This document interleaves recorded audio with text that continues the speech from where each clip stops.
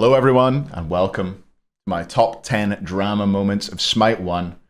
I felt like with Smite 2 coming, now is a good time to kind of make this video and make sure we don't forget all the crazy and daft things that have happened over the years in Smite. Obviously it's going to be a bit of a subjective list, but I've gone for the things that I felt like had the biggest reach in the Smite community, were the funniest, and also had some evidence that could be shown about them. I really hope you enjoy this video. I've spent more time than I'd care to admit researching and crudely editing this video, so please leave a like, comment, do all the YouTubey things. But without further ado, let's get in to number 10. At number 10, we're starting off with what might be the original Smite esports drama, EMC Squared getting banned for cheating. In August of 2014, Hayzer released what I think was the first competitive ruling, saying that EMC Squared was caught running known cheats while playing Smite 14 times over a 30-day period. He came out with a somewhat flimsy defense, saying that he'd been given the cheats by someone handing them out and had installed them and informed Hayzer of their existence out of charity, but wasn't able to remove them from his PC, so they were still running in the background. But thank goodness we're all past that these days. 2024, no cheating in Smite anymore. At number 9, a Smite loss so iconic, it even made it into the Scores compilation video of 5 of the most embarrassing losses in esports history. It's EUnited versus Space Station. One thing worse than losing a tourney match because your whole team slept in. It's losing a match to a team that slept in. First things first, EUnited are running a little bit late in terms of actually just getting here to the studio. And the way that the rules work, just plain and simple, if they're not here by 1 o'clock when things all get started, that first game is forfeit. So just right out the gate already. Space Station were having a horrible year. Fan favorites Jeff and Barra struggling for form. Their fans continually disappointed. And finally, they have a chance to win. EUnited's entire roster sleep in. 4 of them get to the studio in time for game 2, but somehow Benji, despite living in the same house as the rest of them, is still not there. They forfeit games 1 and 2 of the set, a best of 5, and SSG just need 1 game to get a set win that they desperately need.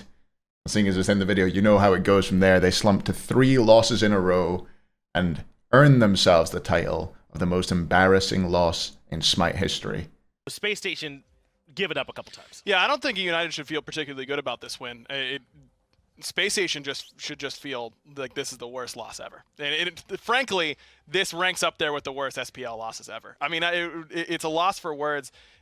Something has to change on the Space Station gaming team. This team cannot stay as constructed in the way that they're playing the game right now and expect to make any land this year. It's clear as day, Finch. I mean, this is a team that had a 2-0 lead in this set and a 10K lead twice and lost them both. Something has got to change for this team. They can't win as they're constructed right now. That's been proven to me now. I think so too. And I don't EUnited didn't come out unscathed in the end. Vetium had to endure the most painful live interview roast from Hindu Man, and they got fined a whopping $5,000 as a team for misconduct, as Big Man Things was quick to remind me when I brought this up to him. On Saturday, the 24th of July, 2021, Smite Pro put out a tweet saying that Julio of the Atlantis Leviathans was unable to play solo lane for that team at the weekend against the Titans due to an ongoing investigation into misconduct. Wednesday, the 28th of July, a few days later, investigation was concluded and a competitive ruling was made, saying that Julio was banned for 1 week, prompting what I would describe as a fairly large outcry from the Smite community on Twitter.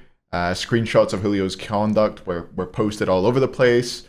The most memeable of which, I suppose, was him saying that he was going to blow up someone's house if they were in his game again. But there were many other things he said. 1 day later, Thursday, July 29th, an update to the competitive ruling was released saying that Julio was now indefinitely account banned and so unable to compete in the Smite Pro League or any other esports league run by Hi-Rez. In fact, at the time, Julio had just gone live on Twitch as the ruling went out, and he seemed to find out live with everybody else that his account was now permanently banned. So the esports admins made a little bit of a mess on this one, spending several days investigating an issue, only to have to change their decision one day later, and seemingly not having informed either Julio or any of the rest of his teammates about that decision prior to putting it out to the public. The most recent entry on this list at number 7, Dingodile, gets caught cheating at LAN.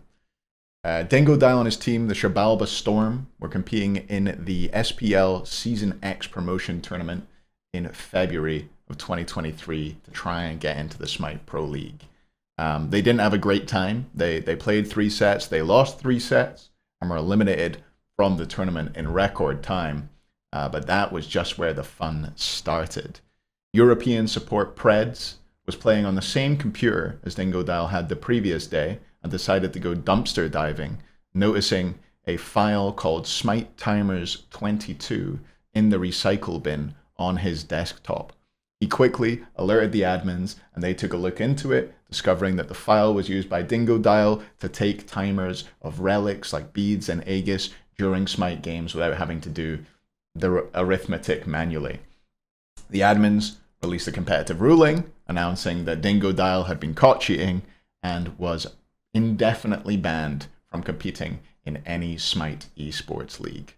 After this actually came out, that Dingo had been using this script for a long while, as far back as the 2021 Challenger Circuit, with a video surfacing on El Leon's YouTube video with comms, with people on his team telling him to turn his thingy on, and you could see very non-human timers being taken. In the chat, Leon, sorry, but he tried to defend himself in a number of strange ways, saying, among other things, that he believed that Dingo's software was recording his voice through comms and taking what he said out loud and putting it in the chat, in which case I'd like to hire Dingodile onto my software engineering team for sure. And the story would, of course, be incomplete without the cherry on top, which is Leon proving that he did not need anyone to take timers for him by doing them while driving his car. Check this out. Alright guys, this is for you guys that think whatever the fuck you're thinking. I've done timers since before you guys played Smite. So we're gonna do timers right now off the dome while I'm driving and talking to you guys. So let's go. 5112 5402 4311 46-1 3812 41-2 4158 44-48. It doesn't matter, you get the point. So literally what I thought Dingo was doing was he had a key that he pressed that would write what timer I was saying. So when I would call the timer, I don't have to type it because I'm playing the game. And so that's what I thought. So for all you guys trying to make something out of nothing, mwah, keep coming to my stream and tell me so. Sanguine fire into the countdown at number 6 with their, we'll call it unique method of tanking the biggest objective on the map. Around April of 2020, start of the season, the Sanguine roster had discovered the bug in the way that the Fire Giant worked, which pretty much allowed them to avoid the meteor damage that the Fire Giant did when tanking it. That meant that Netroid, their ADC, was able to solo Fire Giant, while the other 4 members of the team were free to zone the enemy team, which pretty much led to them getting guaranteed Fire Giants when they were in the lead. A competitive ruling was released by the admins detailing the exploit and confirming that SPL players were and are required to communicate bugs and exploits that they've found to the balance team. They also noticed that the exploit had been used by Sanguine in 3 out of 4 of the sets that they'd played in the first 2 weeks of SPL, meaning that this was deliberate and not an isolated incident in a single match.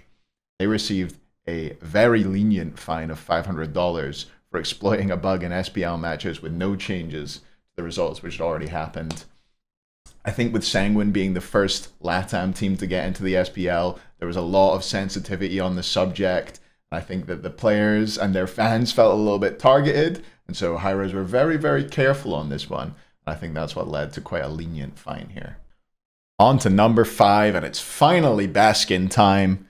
Envy were taking on Soar in May of 2016, which is Season 3. but unfortunately they'd had to bring in a sub due to Omega having connection issues during Game 1. Luckily, they had an above-average person that they could bring in to take his place, and Dust entered the ring.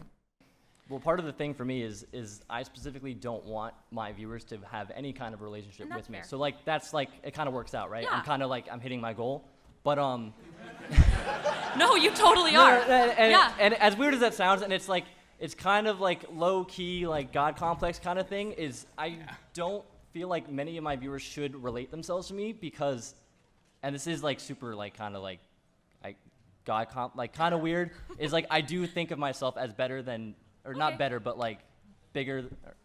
This is going there's sideways. there's no good way to say this. I think of myself as like above the average person, so I don't feel like many people could relate to me. As like bad as that sounds, I know, but like that's just. Envy proceeded to attempt a pretty novel strategy with 5 sets of boots, 3 sunders, a creeping curse, and a sprint. And this game is so short that there's no reason not to just let Anatoly and Hindu Man talk you through the whole thing. Important thing is at the moment. Look at their boots, though. They got Talaria boots They all and Traveler shoes, and 1 Sunder. sprint, 1 curse, and 3 sunders. This is definitely a strategy that they've been kind of experimenting with, I'm assuming. Yeah, experimenting with totally. Good way of putting that, my friend. Experimenting with. Well, we'll see how this experiment works out for them. This is because going this could to either hinder work them brilliantly terribly. or crash and burn 1 right here. curse, 1 sprint, 3 sunders. In theory, this should work, right? Because you have a lot of chain lockdowns, you see a lot of burst damage with the triple sunders as well. Right now, amplify the damage, and you have a lot of mobility with all the shoes. It's too nice, though, because what I'm seeing is they were solely after game 1 in the situation there, and now they're trying something crazy for game 2. Well, I mean, if this works, if they can get all 3 kills in the dueling position, then they're going to set themselves up really beautifully for the rest of the game. Don't tell me what's going to happen, they're going to lose very quickly. Well, let's find out. The buff has already been started, sorry, beginning to be started here, and the back end immediately they're going to charge in. Gonna lead the way, so sprint been pumped yet. No, it hasn't, but Recognized it already, have saw. They're already trying to run away here. The curse hits, but it was immuned immediately by Hurricane, and the block does not go through. Purification was used by Hurricane, and then we just return the damage from Stellar Burst, so this invade doesn't work. Meanwhile, they've not got a single buff in the jungle yet. 4 men now, 5 men still group in mid lane. They're not going to lane. They're still trying to pressure Hurricane in the mid, so Snoopy dives in deep. He's going to die to the tower there, and now on top of that, we're going to see Dust actually pick up first blood for them, but then during all that process, no, that was not worth, because during that whole process, Speed Buff and Blue Buff were taking from Sword, and now they pushed out the solo lane, and now they're getting their own Blue Buff and Speed Buff turn. Now it looks like Envis is still grouping up into the solo lane. Where Baskin and Homies currently level 2, just hitting at level 3. Okay. Against 5 level 1s. So, 5 level 1s, there's Berserker Barrage doing a ton of damage against all the targets. So, Bludgeon's going to hit 3 people and smash down 1. Well, he's going to get plucked around, and meanwhile, everybody else is continuing to farm up as Baskin's getting 4-manned at the moment. But Baskin's still alive, finds the second kill as well. Bludgeon again hitting 3. Oh my He deletes God! another 1. All right, okay, yeah, I'm done. Like, I don't even know what Envy was doing there. He just 1v4'd at the end there. He was level 3 against 4 level 1s after Homie Faye died, and now Baskin's in a position to just destroy in the solo lane. Credit to Baskin for what he did there in that situation to be able to pick up the kill. Snoopy goes back in again, but this is farcical right now from Soul. They just started surrender. Well, they surrendered as well. I'm speechless. I'm actually speechless right now. So, for you guys at home, I just want to apologize now for that get set because I did not know about that, but that is atrocious. I don't even know where you come from or what you play, but that is just embarrassing to do that in a competitive game. That embarrassing performance, along with a pre-10-minute F6 in Game 1, led to a competitive ruling coming out where each of the Envy players were fined $500 and received no prizing for the set. But they did get first blood. My personal favorite drama on the list hits at number 4. The Grim Deaths, or the Otter Posse, or maybe SSG Gold, whatever you want to call them. They were an NASCC team featuring Matty Pocket, Elion, Oceans, Uzi, and Oswald. And they'd been having a poor season, underperforming, making several roster changes. They'd said at the start of the split, well, specifically Matty had said, that they would not be scrimming once they made the SCC. And in 3 weeks of play in this split, they were late week 1, forfeiting the first game and losing the second game. Week 2, they didn't play because they didn't want to or something. And week 3, they employed another novel strategy. Unfortunately, that wasn't broadcast by Hi-Res, but some handsome devil picked up the slack and spectated it for everyone to enjoy. Look at the builds. Look at the movement speed. I would like to see a 1500 speed pot here for the Guan Yu. Uzi. Oh, they have 3 girdles and 2 med. Oh my goodness. Oh my, I've been waiting a long time to see this start. The boots, med, frenzy, talisman. The talisman is on. He's got the talisman. They've got everything they need. Anyway, Horus backs out now, just about able to survive. Tier 2 on the menu now, an early tier 2 push. Will they be able to get the tier 2 before 2 minutes? We're about to see flank comes in from Mask on the rat. Jump in from the Anher player. Great job by him. AMC still level 1. A little bit in trouble here. Will be stunned out, and Gino picks up the kill onto Oswald now. Full retreat mode. Or the Otter Posse, or whatever the fuck we're calling them. But it looks like they will be able to regroup. Now it looks like we're seeing a 3v4 in the mid lane. 4v4 even in the mid lane. Woo Pocket does go down, not able to tank up the damage. A nice stun comes through from Gino. Guan Yu in trouble. Ozzy down again, 0-1 now. The talisman just couldn't save him from the physical damage here. Maybe a slight miscalculation on his part. Let's ride along with El Chapo. I keep saying El Chapo, it's Chapo, right? El Chapo. Is that it? I don't really fucking know, man. Y word sad. No saying the Y word, dude. Oh, big Thoro comes through! How do you see that coming? Baskin and Mask picking up kills. Triple kill for Baskin. He was mad about the gank onto him. He went down and he got his revenge, rotating in. Oswald has gone down to the FG. FG now is going down now. 50%. Ram might. Oh, I think they're going to get it. I think they're going to. Oh, 2 players have gone down. Ah, it's just unlucky. It's just unlucky. Just a rough time.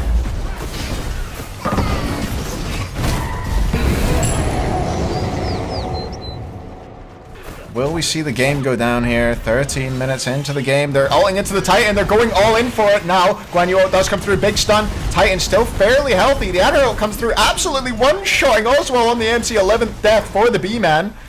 Now, Titan, 50%. Will they be able to hold the base here? They're trying their best to get the damage in. Rat ult does come through. Mask in trouble a bit. Did get a good Sylvanas ult, but it looks like the Titan's going lower and lower. 13 minutes of the game. Will it go down? 13 minutes. 40 seconds, and it's a 42-5 victory for the Armada boys. I can't believe it. I just don't believe they've taken this shock victory. Oh. After the game, a competitive ruling was released, with the team being fined $500 per player and having their spot in the SCC taken away from them and rehomed with another team. And as the cherry on top of all of this drama, during this debacle, Taco was working at Hi-Rez as a caster while simultaneously dating and living with Matty. And I think Leon was living in that house as well. And that ended up with her in hot water. She, on her stream, said that Matty and Leon were worth more than the entire SCC combined, and called SPL players lazy for not creating content. This led to Big Craig Rathbone, or iRaffer as you might know him, putting her on blast on Twitter alongside Prime, of all people, coming up with this.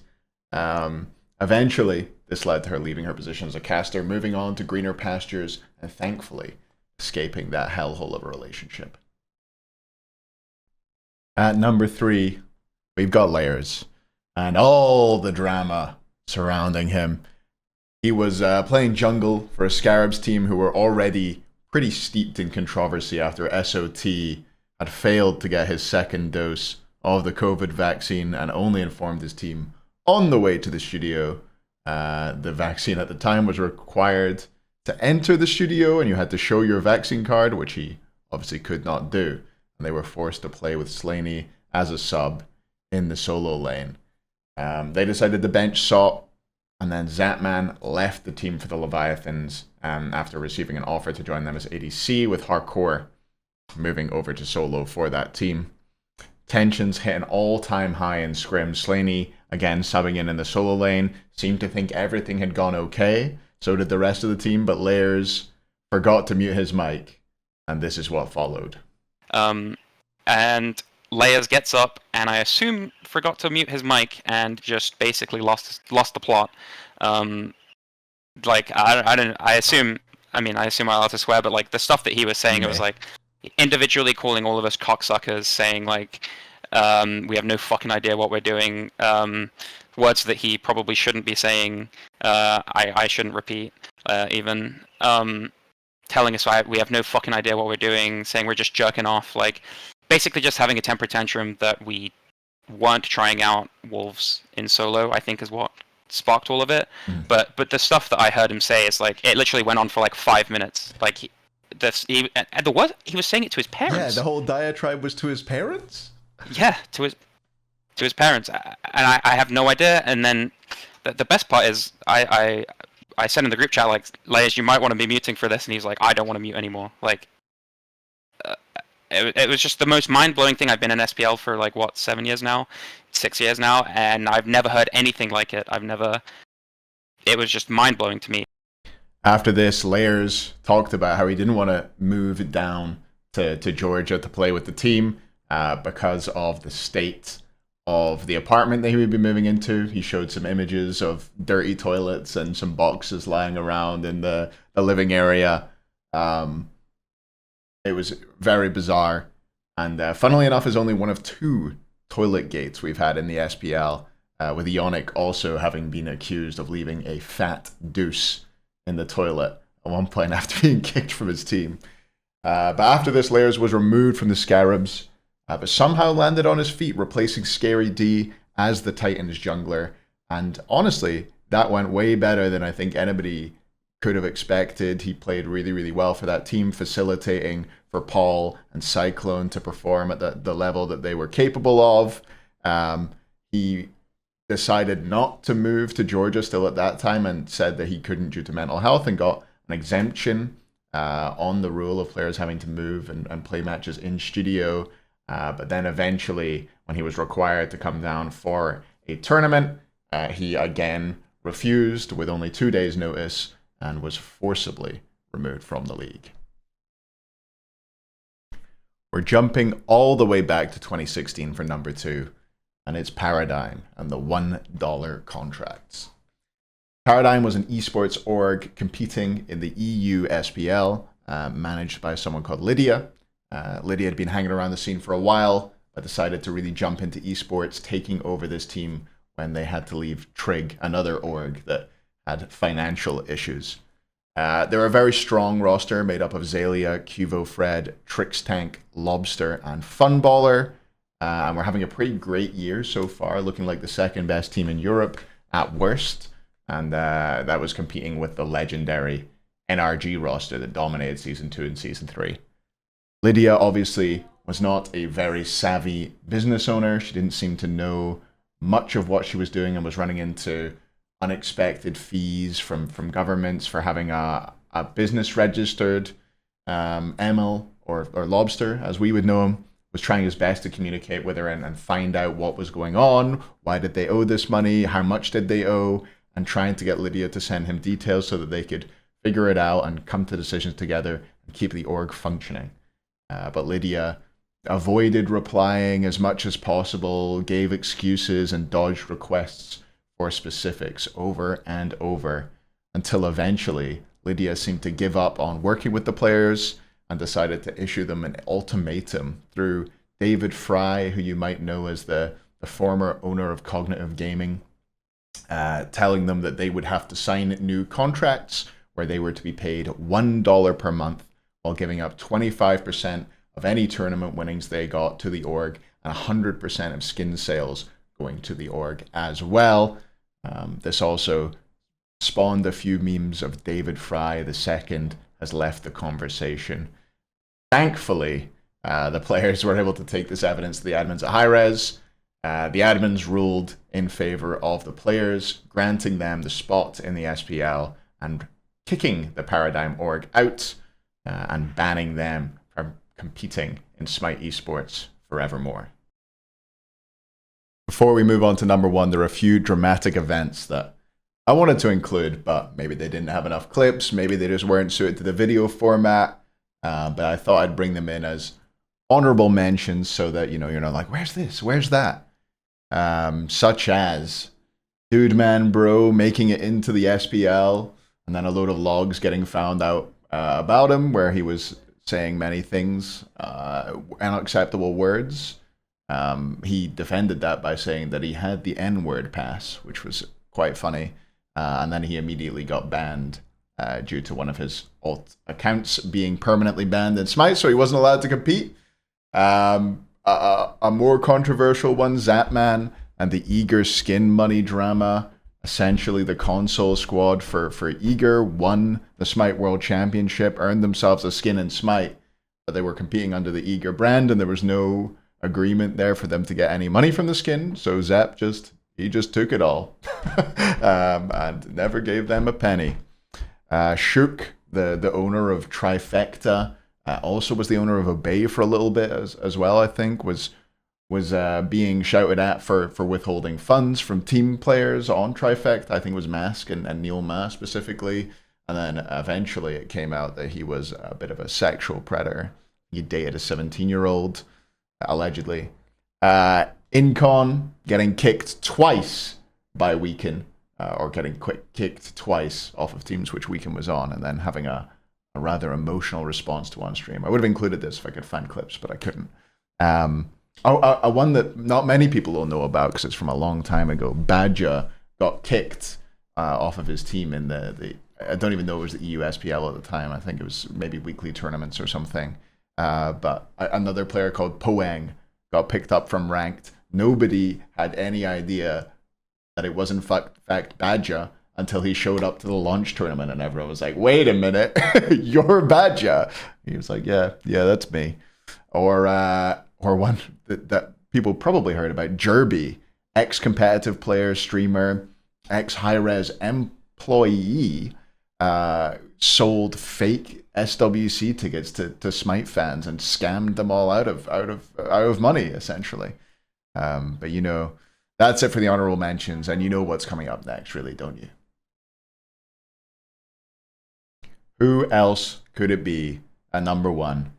But DM Brandon Nance, the man with the biggest Napoleon complex since Napoleon, I guess.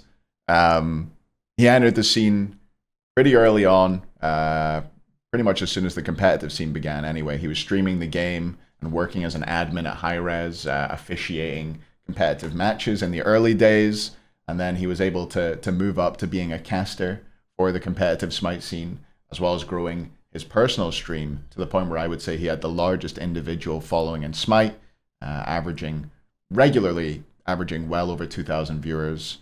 But his persona on stream and on broadcast was definitely divisive, to say the least. He had a penchant for verbally abusing his subscribers in in-houses and often presented what people considered incorrect opinions on broadcast as fact. God, so bad. Who just Thanatos huffed into their down? mic like that? Who was that? Was it worth it though? Was it? Who was it? It's gold. Who the fuck was it?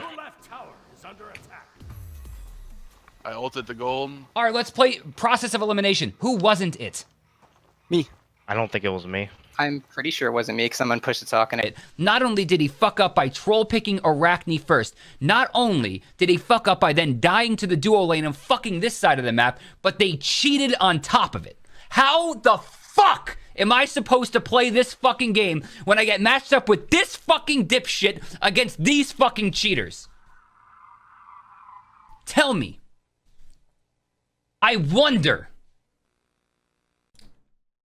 Brandon remained a caster at Hi-Rez through a few controversies, but eventually, in 2016, a clip of him berating a viewer who said they tried to end their life came out, and due to this and previous misconducts over the years, he was removed from his post as a caster.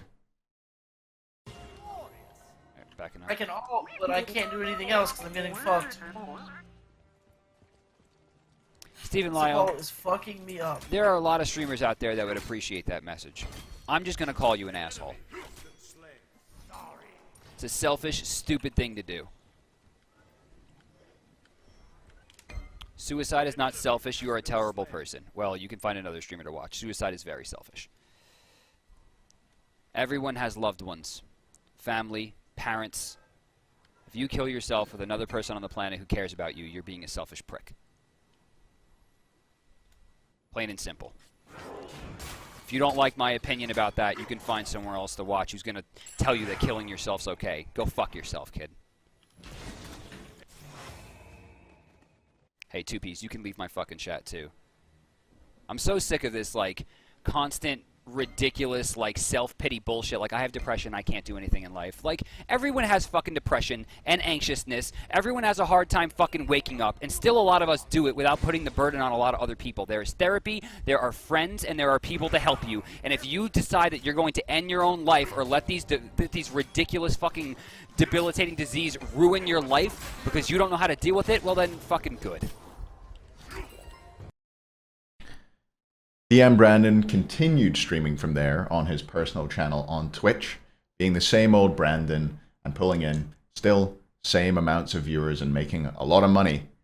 But finally, in June of 2020, allegations came out of sexual assault and emotional abuse from multiple people in the Smite community, which were defended and confirmed almost by other members of Brandon's community. And then he was condemned by the general Smite community, by his Juice community, and all of his long-term friends and viewers pretty much turned on him. Hi-Rez also took a decisive step in this case, with Stuart Chisholm, the president of Hi-Rez, releasing a statement saying that DM Brandon content in the game was going to be removed and that he was no longer welcome to create content for Hi-Rez games.